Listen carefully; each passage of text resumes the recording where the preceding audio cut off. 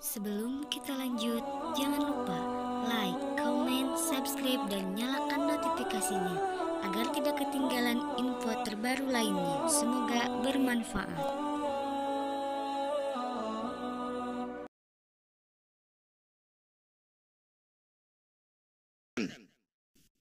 Ini saran saya Bang Edis, kalau lagi memaparkan jangan terlalu lama ya, jadi sesuai dengan topik aja. Kalau bisa nanti Bang Edis memberikan contoh kepada kita, jika Bang Edis bisa membongkar rahasia Al-Quran, coba praktekkan kepada kita cara membaca Al-Quran yang baik dan benar seperti apa begitu. Ya, dipersilahkan Bang Edis. Baik, saya lanjutkan dulu. Saya jalankan dulu. Habis ini nanti kita langsung sesi itu ya, sesi. Kalau bisa nanti ada sesi debat, tapi debat yang tetap teratur, nggak saling serobot-serobotan. Jadi gini, saya tanggapi dulu klaim-klaim dari Zulkifli tadi ya. Jadi pertama, apa yang dikatakan Zulkifli M. Abbas panjang lebar tadi sama sekali tidak menjawab pertanyaan, tapi lebih cenderung kepada merepresentasikan atau mengejawantahkan. Memang ada pertanyaan tadi? Ada, pertanyaan saya kan arti dari kata-kata yang saya sebutkan itu. Alif lam mim artinya apa? Alif lam mim memang tidak ada artinya kan? Nah, bagaimana? Terus bagaimana kemudian Anda bisa memahami arti alif lam mim? Coba Anda berikan saya arti dari alif lam mim itu apa? Enggak, maksud saya habis ini kita masuk sesi itu. Enggak usah. Pasti gini aja juga. Pasti kamu ngelantur aja ke sana kemari. Masuk ke poin penguasaan kamu terhadap ilmu Quran aja dulu. Alif lam mim menurut kamu artinya apa? Berdasarkan Al-Quran. Silakan. Ya, tadi sudah saya katakan bahwa alif lam mim ini diduga keras ini adalah. Oh diduga. Jadi kamu cuma menduga. Maksud saya habis ini kita masuk sesi situ. Enggak. Saya pengen tahu. Saya tinggalkan Quran kalau kamu mampu menunjukkan arti yang sesungguhnya alif lam mim berdasarkan qiraatul Quran. Silakan. Justru pertanyaan saya itu apa arti alif lam mim? Apa? Apa arti alif lam mim? Saya kan sudah bilang. Dia tidak beri makna. Dia tidak diberi arti. Sekarang kemudian kamu mengatakan ada artinya. Kalau ada artinya, tunggu dulu. Bagaimana katakan di dalam kitabmu ada kata-kata yang tidak bermakna? Anda sudah Tunggu dulu. Saya tanya sama teman-teman Muslim yang ada di sini, ya. Saya belajar sama mereka semua. Sahabat-sahabat, tolong open mic. Saya ingin tahu dari antum apa arti dari alif lam mim. Di sini ada Ustadz Alwan, ada teman-teman yang sudah paham Quran. Silakan. Sebelum saya jawab edisi Buta, bantu saya memahami itu. Silakan. Sebentar, ya. Maknanya kembali kepada Allah. Yang Ya. arti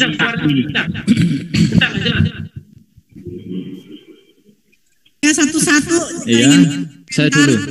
Ya, supaya edisi Buta jelaskan nanti berdasarkan Quran alif lam itu apa ya. Silakan. Jadi tidak ada tiap-tiap yang tidak ada artinya. Tidak mungkin Allah menurunkan ayat yang di situ tidak ada maknanya, tidak ada artinya. Cuma untuk ayat-ayat yang seperti itu masuk dalam kategori ayat mutasyabihat. Dan itu sebagian ayat-ayat yang mutasyabihat memang Allah sendirilah yang tahu.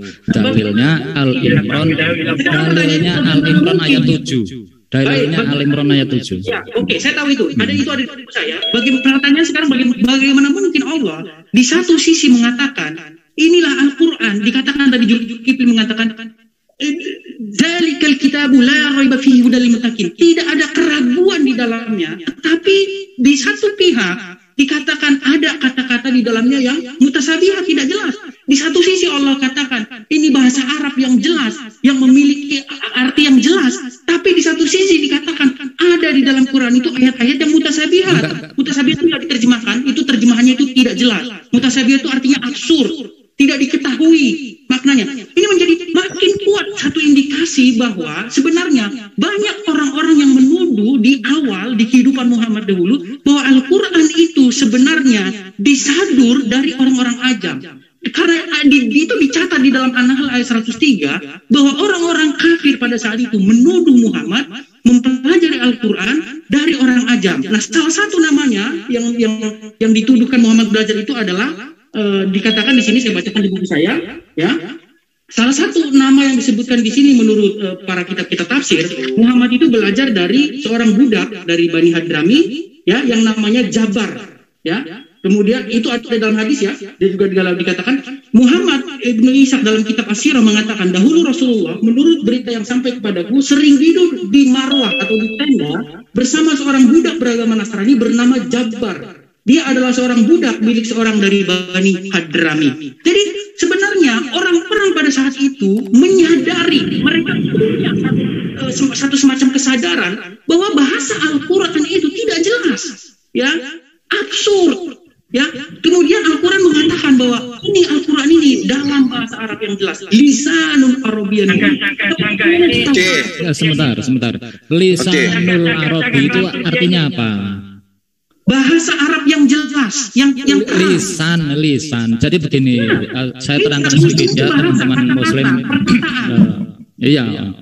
Jadi disebutkan bahwa Al-Quran bahasa Arab yang jelas, sementara di dalamnya ada kata-kata yang para mufasir sendiri bertengkar. Ya sebentar, karena kamu itu Bible kamu itu secara terjemahan, jadi kamu sering terjebak di memahami Al-Quran itu dengan terjemahan. Sudah bertentangan dengan ini tadi mengatakan bahwa kami tidak ada bahasa itu dalam bahasa Arab lughat. Kalau bilisanil Arabi itu dengan pengucapan lisannya orang Arab. Bahwa untuk menafsir Al-Quran dibutuhkan cabang ilmu balaghah ushara. Sekarang begini Edis.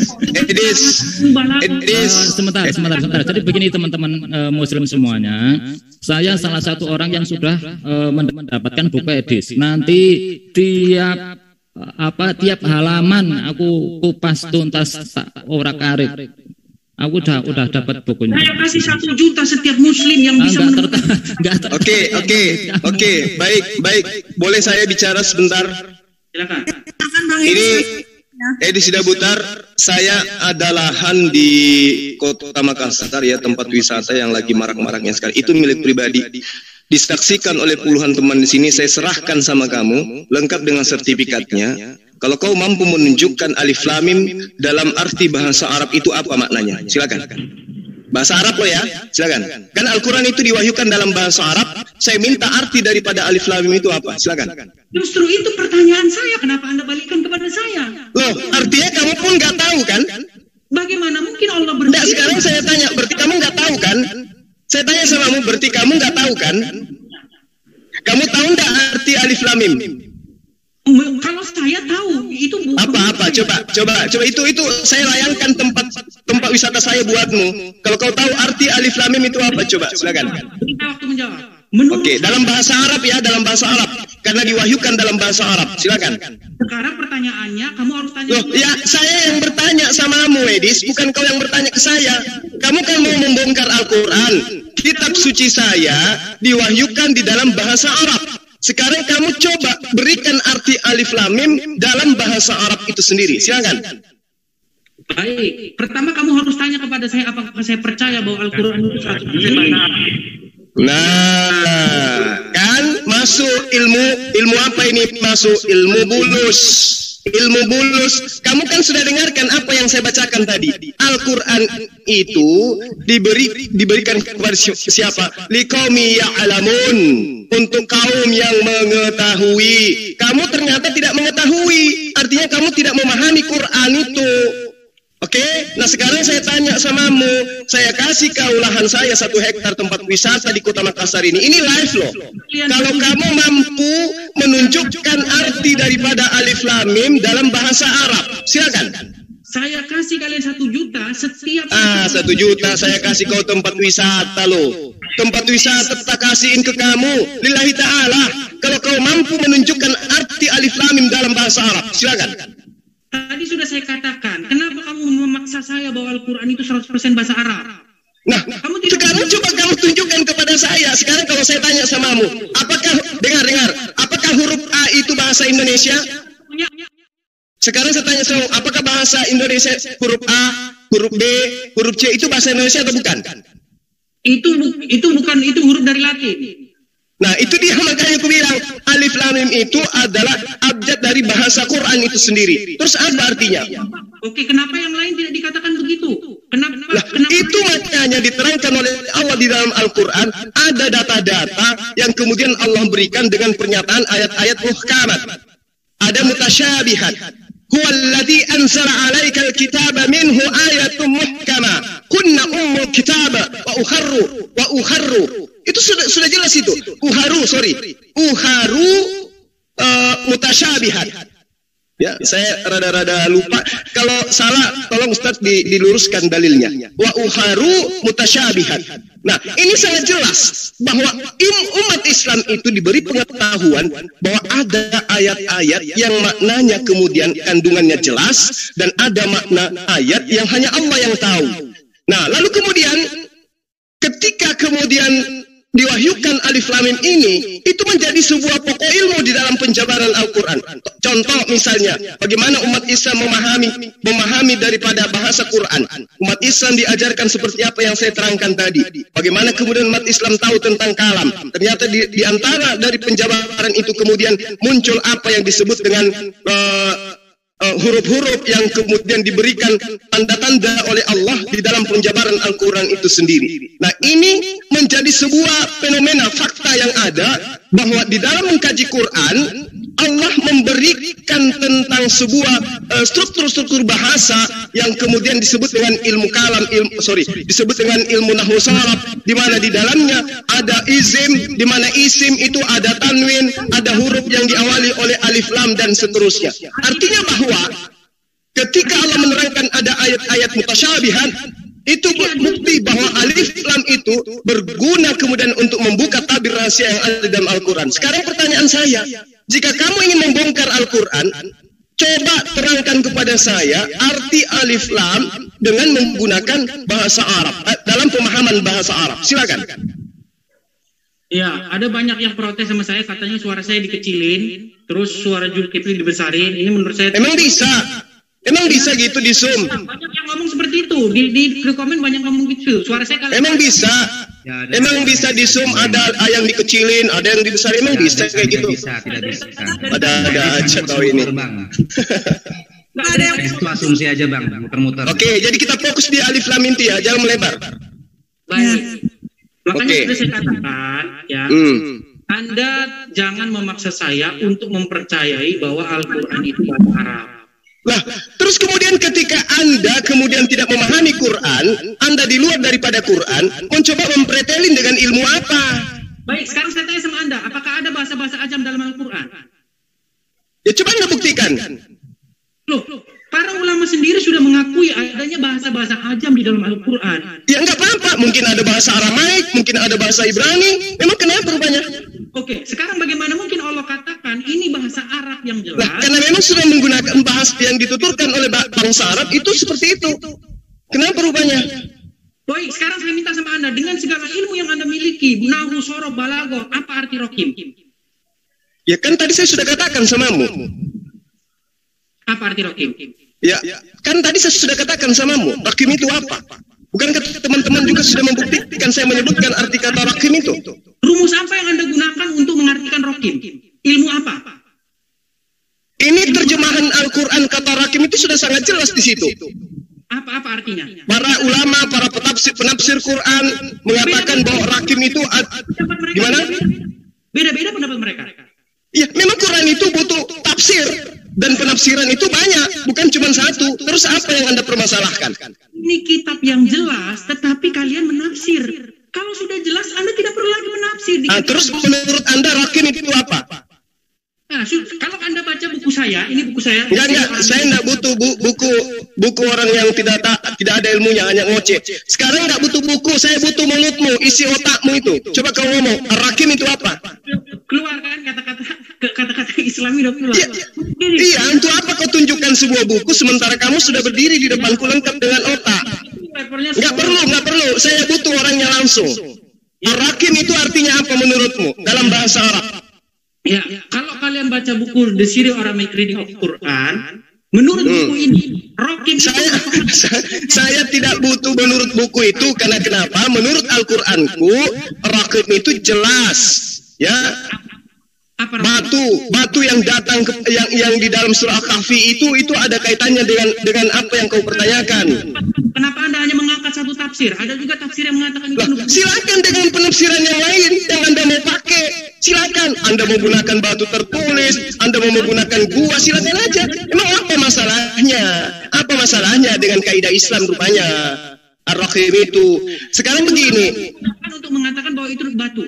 Apa rumusnya? Ilmu apa? Nah sekarang kalau Anda mengatakan kepada saya pertanyaan itu, yang saya tahu kata rahim itu dijelaskan di dalam Al-Quran itu adalah berdasar terhadap penafsiran para ahli tafsir, itu bermakna batu bertulis. Apa yang membuat itu menjadi batu bertulis? Rumusnya bagaimana? Nah coba tanya kepada ahli tafsir. Loh, Anda tugas Anda di sini, Anda kan seorang julkif. Nah sekarang apa yang Anda pertanyakan di situ yang salah? Ada yang salah enggak? Tadi saya sudah katakan kepada Anda teori yang pertama, bahwa orang-orang yang hidup sejaman dengan Muhammad di dalam An-Nahl 103 dikatakan, An-Nahl 103 bahkan ayatnya, orang-orang menuduh bahwa Muhammad mempelajari Quran dari orang-orang ajam. Nah sekarang Al-Quran membantah tuduhan itu dengan mengatakan bahwa, oh tidak, karena Al-Quran bahasa Arab yang jelas. Pertanyaannya sekarang, ada enggak di dalam Al-Quran diterangkan bahwa Al-Quran itu tidak mengambil dari bahasa lain? Loh, justru Al-Quran mengatakan Quran ini. Nah sekarang ada enggak orang Arab yang mengatakan bahwa kata rakim itu bukan bahasa Arab? Sekarang kalau memang itu bahasa Arab, apa artinya? Kenapa orang Arab Lah kan sudah dijelaskan samamu tadi. Dan oke, rumus apa yang digunakan menafsirkan bahwa rakim itu batu? Karena bahasa Arab batu itu bukan rakim. Bahasa Arab gunung. Itu penafsiran orang-orang yang mempelajari kemudian linguistik di dalam Al-Quran. Kenapa rupanya? Dan itu bukan hanya satu contoh saja, Zulkifli. Tadi kan Anda katakan. Iya memang kenapa rupanya? Lamin bukan bahasa Arab. Nah sekarang saya tanya samamu kembali kepada teori yang tadi yang kamu bawa. Alif Lam Mim itu. Coba. Kepada Nabi siapa Allah pernah berfirman tidak ada maknanya. Tunjukkan kepada Nabi siapa Allah berfirman yang tidak. Oke, sekarang kamu terangkan kepada saya apa makna huruf yod. Jul, kita fokus Jul ke dalam tema. Kamu bertanya, saya tunjukkan padamu bagaimana kemudian di kitab dalam bahasa aslinya ada huruf yod. Itu apa maksudnya? Coba terangkan ke saya. Iya, Jul ya. Untuk tidak. Kamu bertanya kitab-kitab terdahulu. Saya tanya samamu, kitab terdahulu ada firman yang datang kepada Musa dengan kata yod. Itu artinya apa? Jujur, kalau memang Al-Quran bahasa Arab nangis.